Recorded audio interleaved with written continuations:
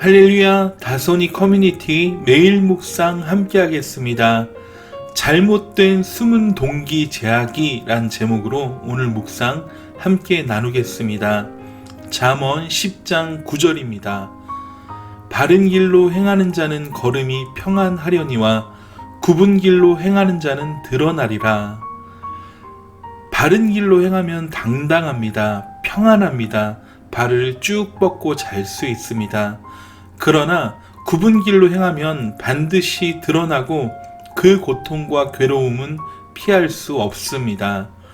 오늘 본문의 굽은 길은 사람의 마음에 잘못된 숨은 동기를 의미합니다.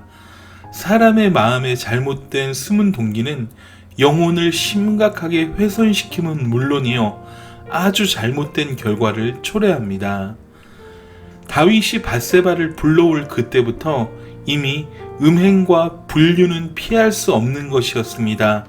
이 사건으로 인해 이미 끔찍한 일들은 예견된 것입니다. 충성스러운 그의 남편 우리아는 죽음을 맞이했습니다. 불륜으로 낳은 자녀 또한 죽었습니다. 후일엔 끔찍한 왕자의 난이 벌어졌으며 다윗의 왕국 이스라엘은 밧세바 사건 이후 주춤거리기 시작했습니다. 다윗이 숨은 동기를 품고 여인을 궁해드리는 순간 다윗의 영혼은 심각하게 훼손되었고 죄는 역사하기 시작했던 것입니다.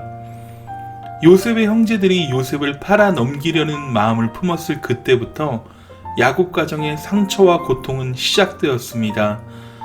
요셉을 하나님은 인도하셨지만 그가 총리로 우뚝 서며 다시 가족과 재회하기까지 야곱과 그 형제들이 겪었던 상처와 고통은 사실 이루 말할 수 없습니다.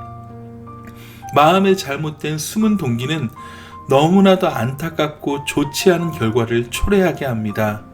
교회도 마찬가지입니다. 교회를 이끄는 리더와 일꾼들이 숨은 동기를 가지고 사역에 임할 때 그 사역은 반드시 안 좋은 결과를 가져오게 됨을 볼 수 있습니다.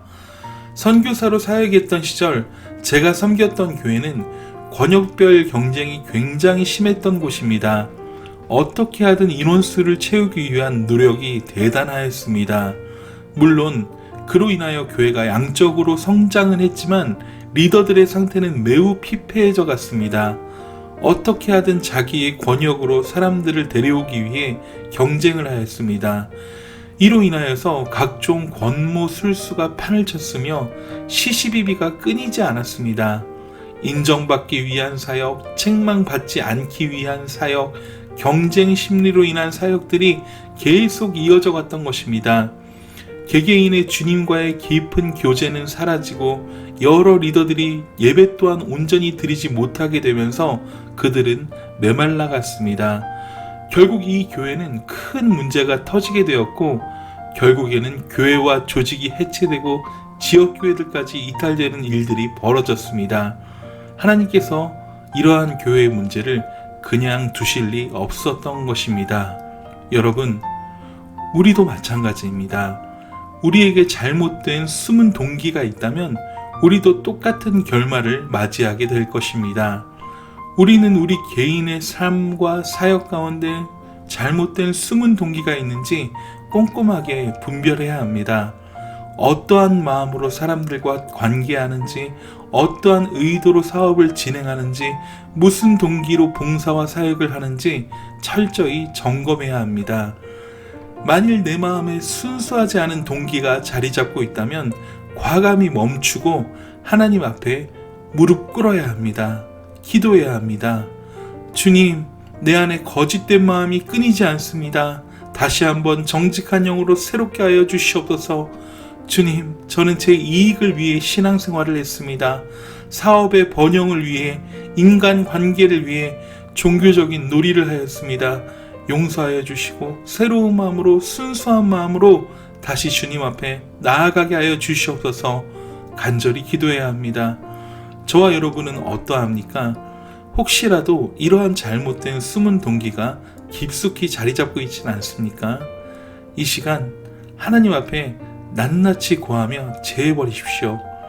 하나님께서 저와 여러분에게 시원한 마음을 허락하여 주시며 힘있게 기동할 수 있도록 성령 충만으로 반드시 채워주십니다. 오늘 하루를 시작하기 전, 오늘 하루를 살아가면서 이러한 숨은 동기가 없는 깨끗한 마음으로 하나님과 교제하며 하루를 승리하며 사시길 간절히 소원합니다.